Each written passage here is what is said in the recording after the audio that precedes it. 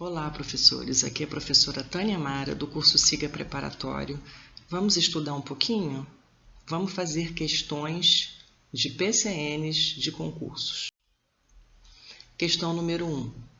Os PCNs organizam os objetivos tendo como referência as diferentes capacidades que se pretende que os alunos desenvolvam durante a sua escolaridade. Dessa maneira, os objetivos estão relacionados ao desenvolvimento de capacidades de ordem cognitiva, física, afetiva, de relação interpessoal e inserção social, ética e estética. Segundo essa concepção, a possibilidade de o aluno reger as próprias ações e tomadas de decisão em função de um sistema de princípios, a partir do qual se analisam os valores e as opções envolvidas nas diversas situações de vida, caracteriza uma capacidade de ordem. Eu vou dar um tempinho em cada questão para vocês resolverem. Vocês precisam treinar, é uma dica que eu dou de prova para vocês, treinar essa questão do tempo. Marquem mais ou menos, no máximo 3 minutos para vocês fazerem uma questão de concurso público. Aqui eu não vou dar os 3 minutos não, tá? Eu vou dar bem menos do que isso, mas vamos nos preocupar com essa questão do tempo, tá bom?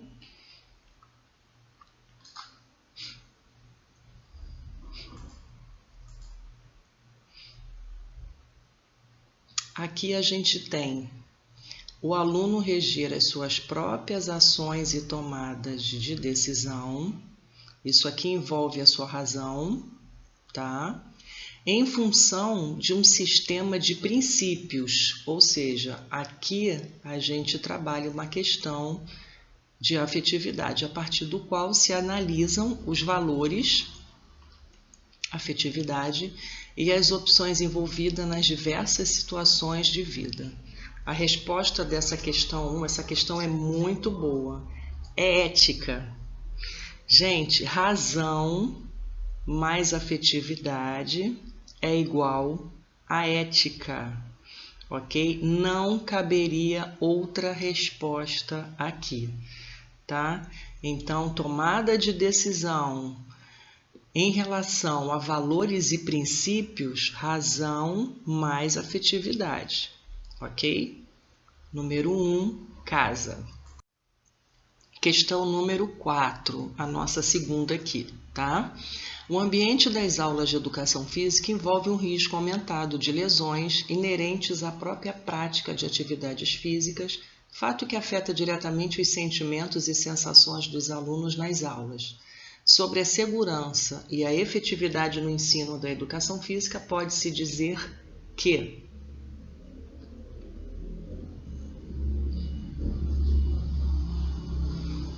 nós temos uma situação aqui que está falando da nossa prática, que em todo momento envolve risco.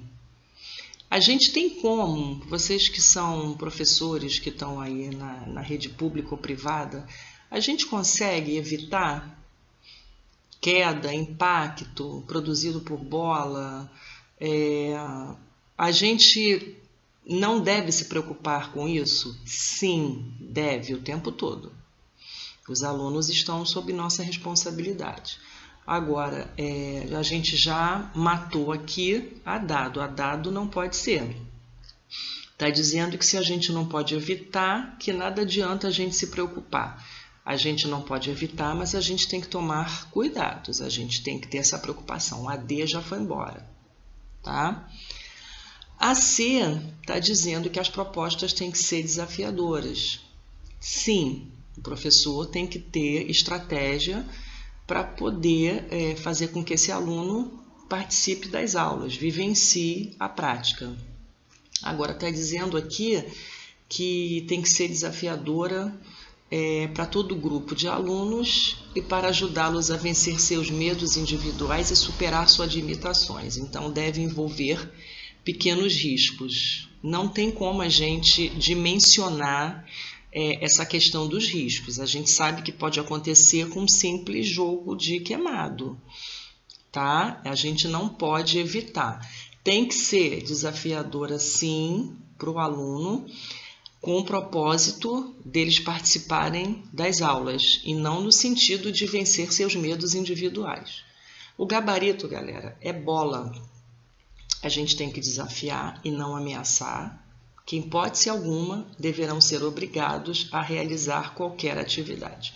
O aluno não é obrigado na prática. Se a gente for pensar que eles estão na escola, né, e que eles têm tarefas a cumprir, isso é na quadra e em sala de aula.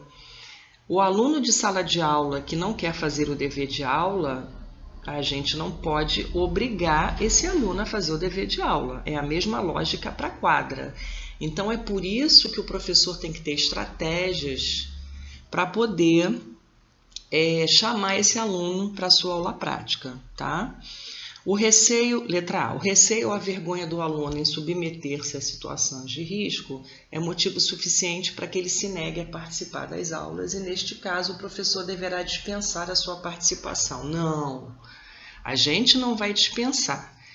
Para acontecer esse dispensar da prática, existe uma lei, né? Existe atestado médico, aí é outro papo, tá? 4, gabarito, bola. 5, que é a nossa terceira aqui. As posturas e movimentos corporais são representativos de determinados valores e só podem ser compreendidos a partir de uma dinâmica sociocultural. Consequentemente, pode-se afirmar que dinâmica, a palavra aqui que vocês têm que olhar com carinho, é a dinâmica sociocultural, tá?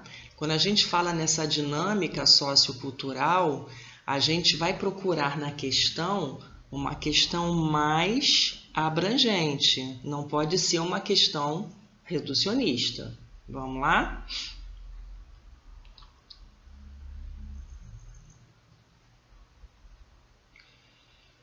Qual que a gente pode, de primeira, pensar em eliminar aqui? Olha só. Bagagem gestual.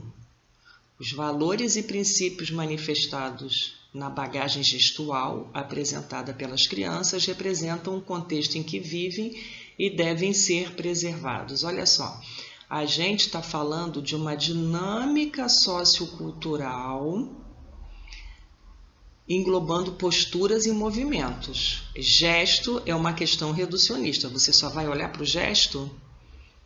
É uma dinâmica sociocultural, é a visão do homem como um todo. Casa, interferir de modo marcante na cultura local, contribui para o desenvolvimento de princípios e valores educacionais próprios da escola. A escola é um local de diversidade. Essas diferenças têm que ser respeitadas. O aluno chega à escola com uma bagagem. Cada um com a sua bagagem. Não é para a gente interferir de forma marcante nessa cultura local e ainda desenvolver princípios e valores próprios dessa escola. A escola é local de diversidade.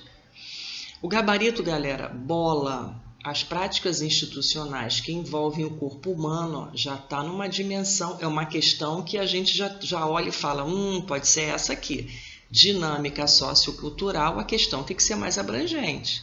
Que envolve o corpo humano devem ser pensadas nesse contexto, a fim de que não se conceba sua realização de forma reducionista, mas se considere o homem como sujeito da vida social. Vamos ver atuar sobre o corpo significa poder modificar a realidade social na qual esse corpo está inserido. Primeiro, que a gente não consegue fazer isso. Mudar uma realidade social. Segundo, que não é olhar esse corpo de forma reducionista. 5, bola. 11. Para os PCNs, uma das funções da avaliação é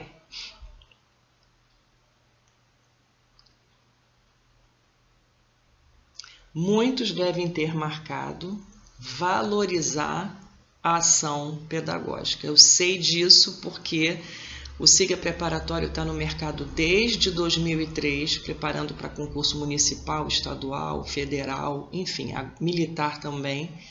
E essa questão já foi trabalhada em sala de aula, com as nossas turmas presenciais. Nós temos agora a turma online também, e a maioria olha a avaliação como uma forma de você valorizar essa ação pedagógica. Não, gente.